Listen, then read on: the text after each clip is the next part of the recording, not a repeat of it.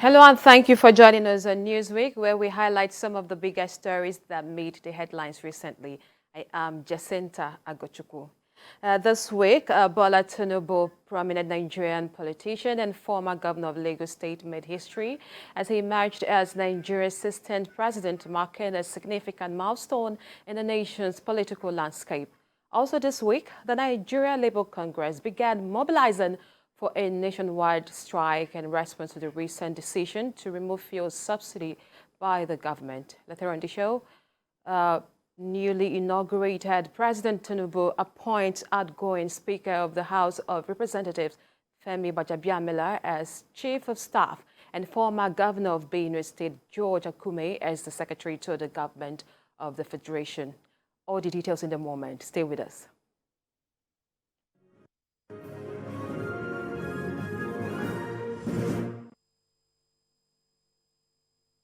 We begin with the inauguration of Senator Bola Tinubu, which took place last Monday. Tinubu was sworn in as Assistant President of Nigeria at Eagle Square, Abuja.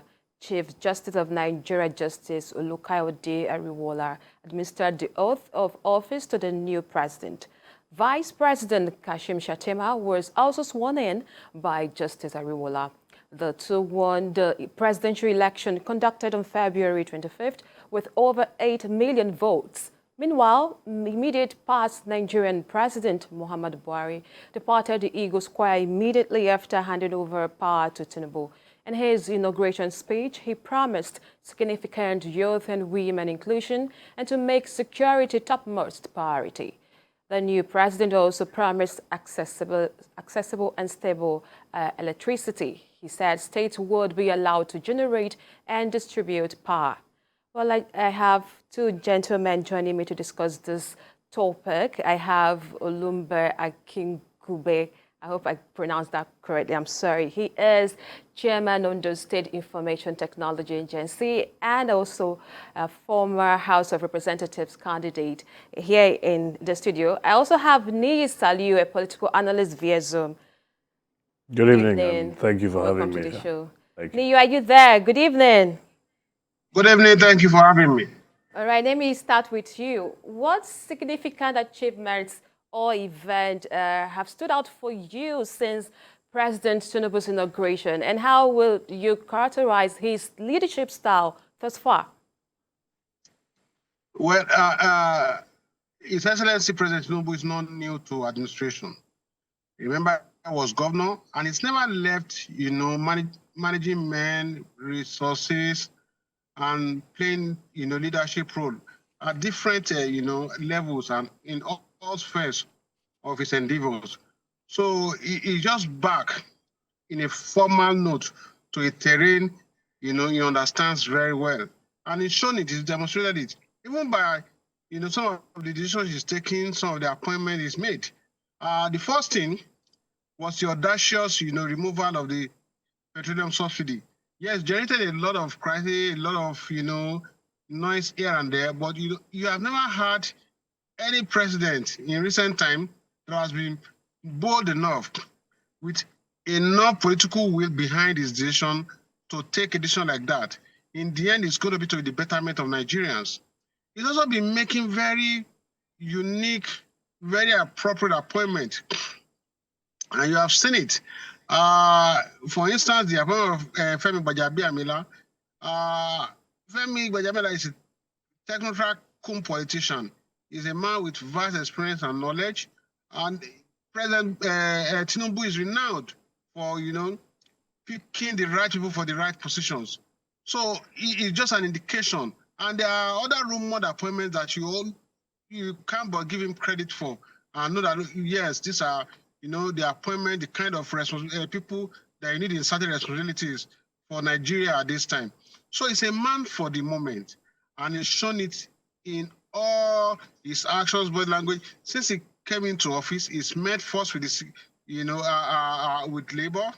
He's met with the GMD of NNPC, the CBN governor. So he's been facing the problem headlong. And after that, he's met with the security chiefs and he's giving them marching orders. He's, in a way, tabled this agenda before them. And they are, are looking keen into it now. So it shows a man who understands the problem and who is really capable and ready, to focus and face it headlong. Right. So he hasn't left me in any doubt that he has the capacity and the readiness to face the problem and solve them. All right, Neye, let me come to you, Ms. Olumbe. Nigeria has expressed another successful democratic transfer of power. What would you say is the significance of this move, to the country and as well the democratic process? Well, without a doubt, it definitely strengthens the democracy that we have. We always talk about how long, when we compare ourselves to developed countries, I mean, in particular the United States, I think we're very fond of doing that. These are democracies that are over 100 years old, and obviously practice makes perfect.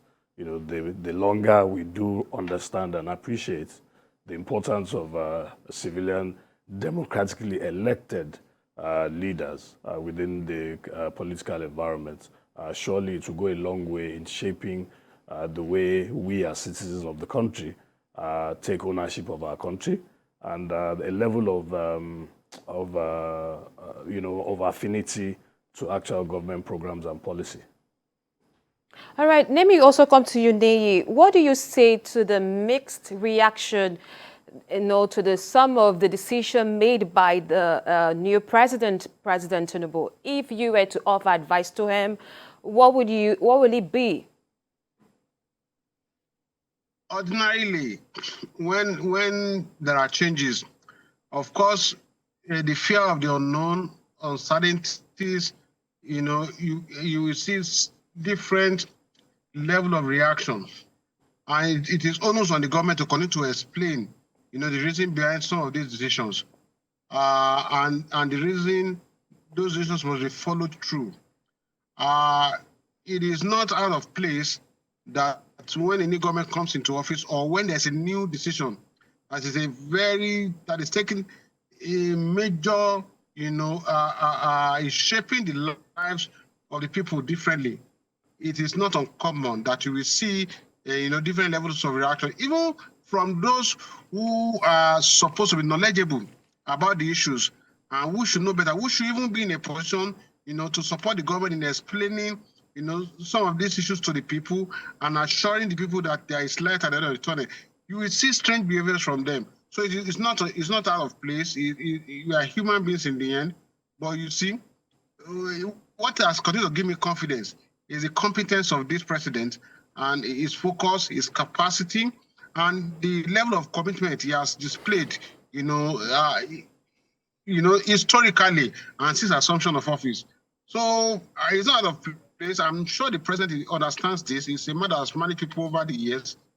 So he will remain focused, and I'm sure he will turn the corner by the grace of God.